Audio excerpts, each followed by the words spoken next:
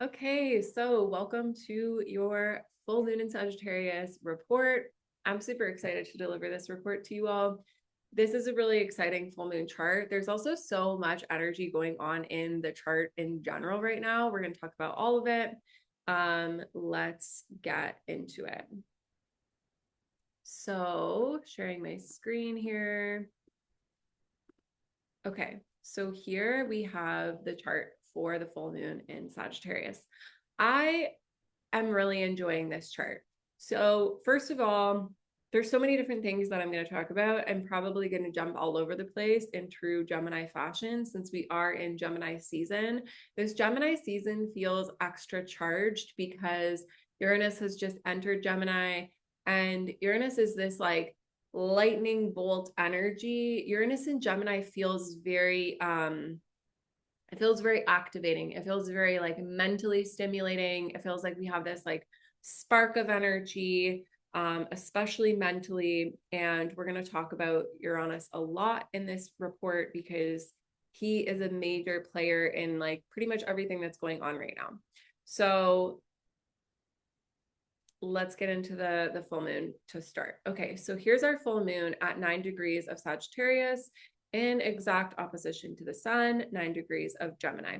First thing we notice when we check out what's aspecting the moon is that the moon is making an opposition to Uranus. Now, it's not an exact opposition. However, because of all the things that Uranus is doing right now, I think we're really going to feel it. This is going to be a full moon that is going to illuminate a lot of clarity because full moons in general, right? They're the completion of the cycle. This is the peak of the cycle. This is the illumination point. Something is illuminated with a full moon.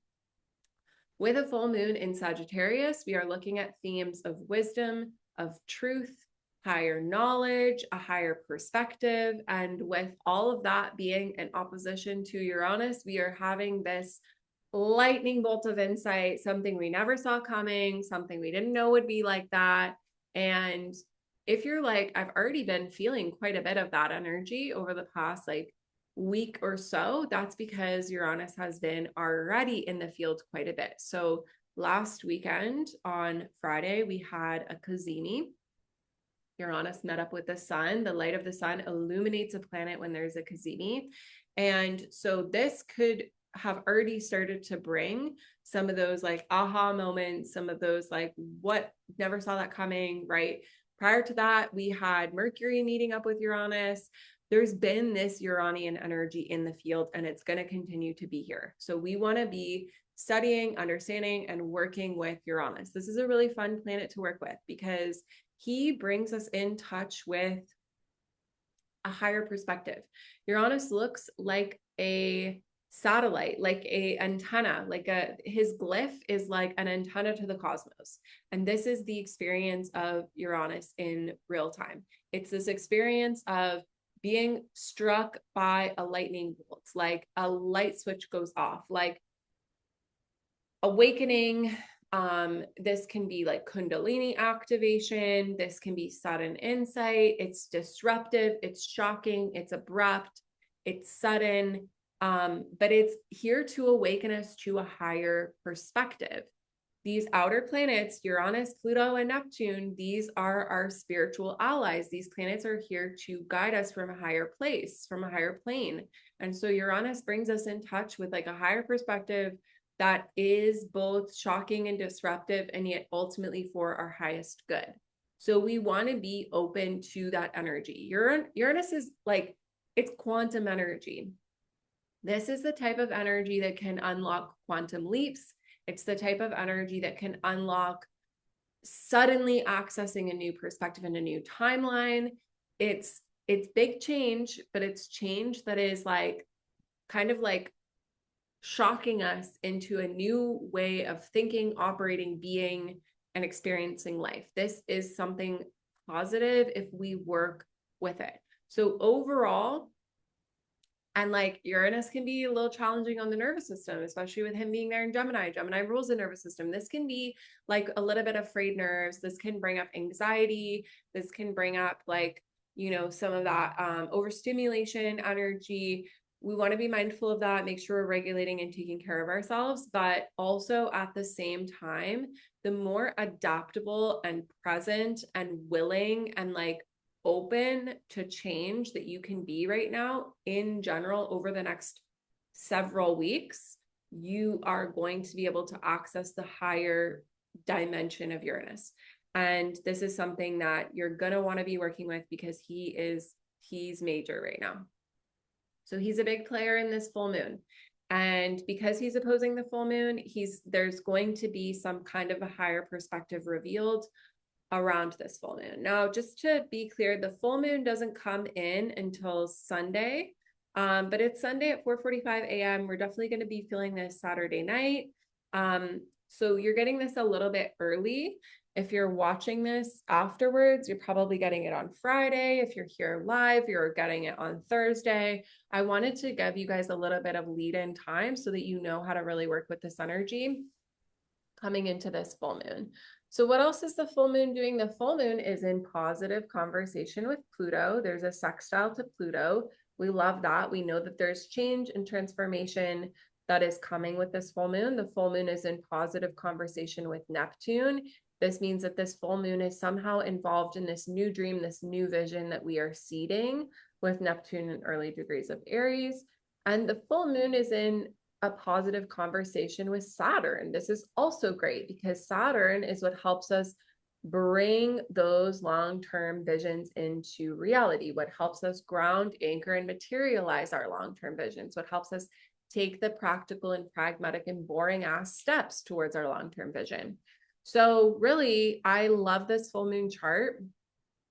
It's a really exciting full moon to just like be open to a timeline shift. This is like this time in general, this kind of like period of time that we're in.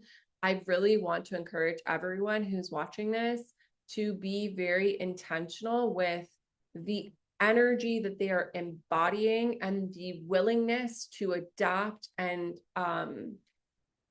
allow change to come in your life. If you have been stagnant, stuck, if something has been not manifesting or not coming through for you, or you've been feeling like something needs to shift, there's this like friction somewhere in your life, this Uranian influence can really bring like a sudden shift. And once that shift hits, there's no going back. It's like that old timeline is closed. We're moving on to a new chapter.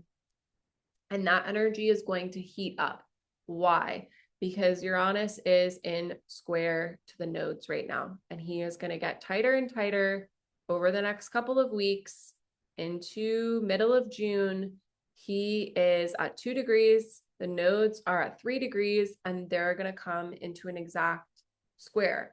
Anytime we have a planet squaring the nodes, this is an amplification to our nodal journey. This is a push towards the North Node. This is a push to release the South Node. And we're still in these freaking nodes of South Node Virgo, North Node Pisces. We've got a little bit of time left, not very much. The nodes are going to move in July. That's very soon in the context of a nodal journey, which is 18 months. So this is our last moments, really, of North Node Pisces, South Node Virgo. I want to remind you that this North Node Pisces journey is about surrender. It is about trusting what is meant for you is on its way to you. It is about letting go of the ways that you try to grasp and control and figure out the details and like over plan, over function, over micromanage the journey. There is something we have been learning, this path of surrender, right? We've been learning it over the last 17, 15, 16 months. So we're in this final push of it. And I actually love that the final moments of this journey have a square from Uranus. A square is a challenge aspect. So it is creating friction. This means that the thing that you're meant to let go of, the control that you're grasping onto still, those last little remnants of South Node Virgo, how your mind tries to like, go into those loops and places like this, overthinking, perfectionism, self-doubt, self-sabotage, these patterns, Uranus is going to reveal them quickly. Uranus is the great awakener. Uranus is going to reveal them quickly. You're going to be like moving through them at lightning speed. And it's going to be like things where you're trying to grasp and hold on. Uranus is going to be like, nope. And it's going to be like, okay, on to this new timeline. If you can work with adaptability, flexibility, availability to infinite potential, trust in the divine plan, right? These are all higher octave Pisces energies. And the other piece about higher octave Pisces is trusting in spirit, trusting in your higher self. This is the ultimate teaching of Pisces. It is like your ego is not here to control your life's journey. There is a higher plan for you, and your ego's little manipulation tactics are not it. And so this Uranus square is going to bring friction.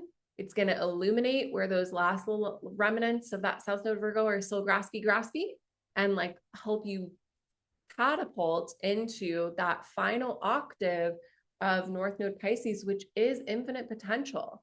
When we work with Virgo Pisces axis in its highest option, it's like we access manifestation power, because Virgo is where we can like implement the steps, and Pisces is where we can dream big. So if you've been limiting yourself in some way, if you've been holding yourself back, like allow this Uranian energy to help you transcend those limitations and move into a more limitless dream, a more limitless perspective of what's possible for you. I love Uranus. I think Uranus squaring the nodes is like a really fun energy to like finish off this nodal journey. And I also want to talk about, there's a couple other things going on. So Uranus is in this, I've been mentioning this in my reports, but Uranus is in this supportive energy with the other outer planets, and Jupiter is going to join the party. So we have Uranus at 2 degrees of Gemini, we have Neptune at 4 degrees of Aries, and we have Pluto at 5 degrees of Aquarius. Pluto and Uranus are trining each other, and they're both sextiling Neptune. This is a really helpful thing because these outer planets are sort of like higher consciousness energy, and those different aspects of higher consciousness energy are communicating with each other in a helpful and harmonious way. We love this. We love to see it. And Jupiter is going to join the party. Jupiter is going to enter Leo in the summer. When Jupiter enters Leo, he's going to come into a sextile with Uranus and a trine with Neptune. And so there's going to be this basket. I've heard astrologers referring to this as a basket of support. There's going to be this basket of energy with these outer planets that's going to be really, really helpful for us. It's going to create a lot more like flow and alignment and ease in this like higher dimensional picture of what's going on. We're already experiencing some of it because we have Uranus, Neptune, and Pluto are already in helpful alignment, and they're going to get closer degree wise. So we love that. In terms of what's going on just like right now in this moment of this full moon, there is a couple of things that I do want to point your attention to that are creating a little bit of tension. So one, which is actually more exact at the time that I'm recording this, which is Thursday, is Neptune being squared by Saturn. We don't love this. It's brief. It's quite exact today. It's going to be dissipating by the time of the full moon, but this could just bring some heaviness, some tension, some element of like restriction into our relationships. And it could also be relationship to home, family, lineage, because Venus is in Cancer. So that square is a little bit of a tougher aspect. It could just be illuminating some like bringing a little bit more tenderness in relationship themes. So since that's still present in the full moon chart, we do want to notice that these awakenings that we're having, this higher dimensional perspective that we're receiving through this full moon, could be around relationships, especially how this is impacting your chart is going to say more about that. The other thing that's starting to build, and it's not quite here yet, but it is starting to build in this full moon chart, is Jupiter square Chiron. I know we've talked about this before, it's back. We knew it was coming back for one more time. And Jupiter's at 23 of Cancer right now. Chiron's at 29. So if you remember back to like fall, early winter, we were having an ongoing journey with Jupiter square Chiron. It was really illuminating a lot of inner child wounds, ancestral healing. This is like an ancestral healing transit. That transit is going to kick back up again. It's not going to take as long this time. And another thing that I want to mention here is like when we have a transit like this, where it comes in and then it dissipates and then it comes in again and dissipates, and then now it's coming in for the third time, which is what we're having here. This will be the last time we have this alignment in this moment, in this way. Once it reaches the third time, from my perspective, this is kind of like the final integration. So whatever lessons you were learning about ancestral healing, about inner child, about like this tenderness part of you, right? Jupiter in Cancer, it's amplifying this tender emotional part. Squared by Chiron, it's like making the wound feel really gnarly. There's going to be a final sort of lesson and integration around that. But the silver lining is that when Jupiter is going to hit that exact square when he gets to 29. But once he moves out of Cancer and into Leo, which we are excited for, you know, I don't personally, like, I have a lot of Cancer placements, but I'm not loving Jupiter in Cancer. Jupiter's like Jupiter in Leo, like that sounds like a lot more fun, right? So once Jupiter enters Leo, he's going to join into that positive conversation going on between the outer planets and create a lot more harmony and peace there. So we love to see that. But I do just want to mention that that square is like incoming. And so if those themes that we're presenting November, December, or early January, like if that starts coming back in again, especially those themes around like a core wound, an ancestral wound, an inner child wound, like a really tender place within you. If that comes back up, or themes that we're presenting around that time are re-emerging, this is why they're coming into kind of like a final closing chapter. So there's something for you to integrate around that. Honestly, I love this. I love this full moon chart. I think it's a really fantastic chart.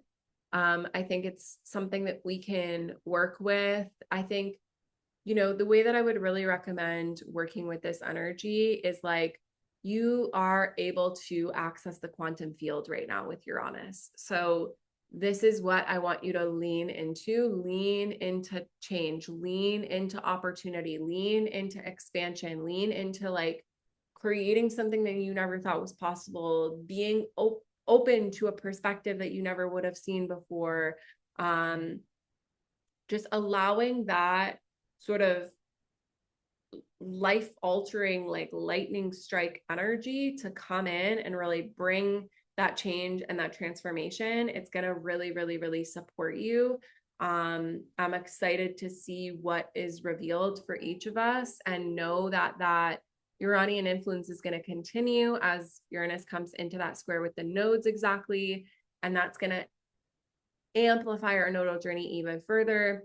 So just like being really open to change, opportunity, potential, expansion, and really honing your mind, being very intentional about the energy that you're like letting your mind be consumed by, right? Especially with Gemini season, the mind can be really busy. We want to make sure that we're detoxing any like negative stories from the mind. It's not spiritual bypassing. It's just like, because the South Node's in Virgo's ruled by Mercury, which is the mind, we're purifying the mind. We're still purifying the mind. Allow this Uranian process to purify your mind.